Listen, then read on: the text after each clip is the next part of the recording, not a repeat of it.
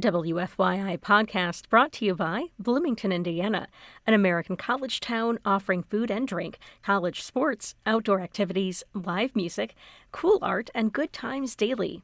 Everyone is welcome in Bloomington. More information at visitbloomington.com. This is WFYI News Now. It's April 1st, and I'm Abriana Herron. On today's show, 2 stories on the solar eclipse coming to Indy in exactly 1 week. One on public schools closing, and one on free eclipse glasses Marion County is handing out. Indianapolis police decided they won't invest in a gunshot detection system. And the Girl Scouts of Central Indiana faces criticism for not doing a good job serving Black girls. Some of those life skills are being neglected because such an aspiring organization no longer exists in the Black community. Those stories coming up, but first, at least 14 bridge projects in Indianapolis are scheduled for work during the 2024 construction season. WFYI's Jill Sheridan has more. The Department of Public Works says it will invest millions in bridge work this year. One of the larger projects is the rehabilitation of the 16th Street Bridge that connects Indianapolis to Speedway over the White River. That bridge was constructed in the 1940s and is one of only a few routes over the river on the city's northwest side. The $17.5 million project will start this year with structure patching. A full 2-year closure is expected starting in 2025. The bridge work is part of $363 million in infrastructure improvements planned for this year. I'm Jill Sheridan. 1 week from today, Monday, April 8th, will be the first time in over 800 years that Indianapolis is in the path of totality for a total solar eclipse. All Marion County public schools have either canceled school or will be doing remote learning that day. From WFYI's education desk, Lee Gaines explains kids won't be in school during the eclipse due to concerns about safety and traffic. Tens of thousands of visitors are expected to come to Indianapolis to experience totality, when the moon entirely covers the sun so that only the sun's corona is visible. Elizabeth Choi with Perry Township Schools says traffic is a major reason why they chose to make April 8th an e-learning day. They don't want buses and cars stuck on the road. But also, just from an educational standpoint, we feel that this is the best way for everyone to be able to experience this sort of historical event that's going to be happening in our area. Because school buildings are closed, parents will be responsible for making sure their kids wear solar eclipse glasses to protect their eyes. Totality is the only part of the eclipse that's safe to look at without them. I'm Lee Gaines. And with the excitement around the total solar eclipse come some health risks and precautions people need to take. That's especially important for eye health.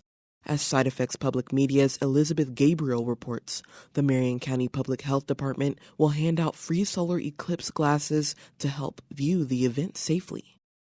Medical professionals say you must wear special eclipse glasses during the event in order to prevent eye damage. Normal sunglasses won't protect the eyes. Looking through a telescope or a camera viewfinder could also cause harm. Marion County Public Health will host multiple events to distribute free eclipse viewing glasses and provide information about how to stay safe.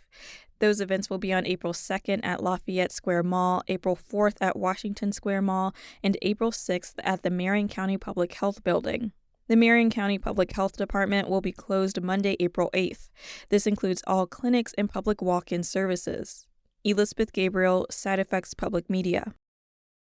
Indianapolis police announced late last week they will not be investing in a gunshot detection system.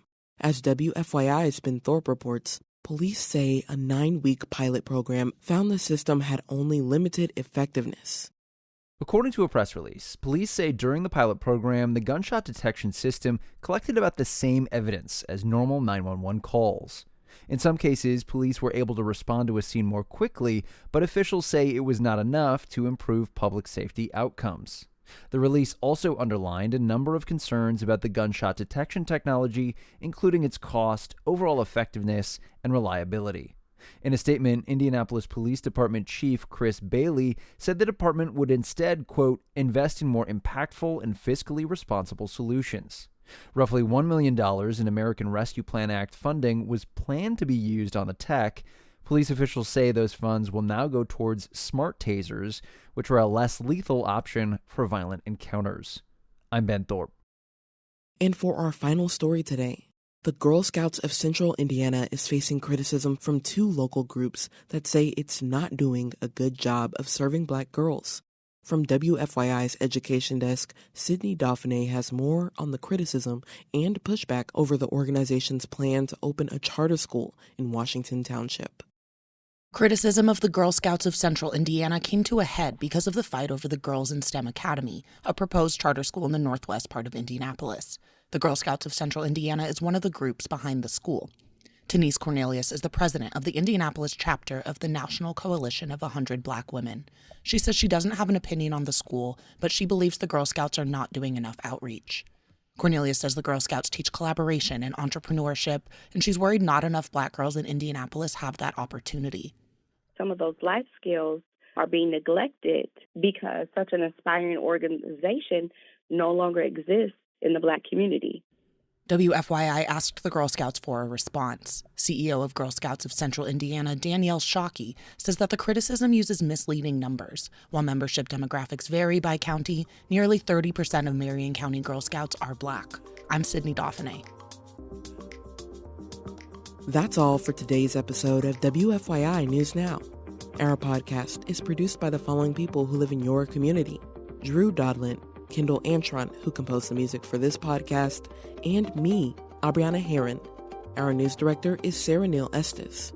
If you like today's episode, remember to subscribe and share, and follow WFYI on Instagram, Facebook, and YouTube to check in on our newsroom throughout the day. Thanks for listening. We'll be back tomorrow.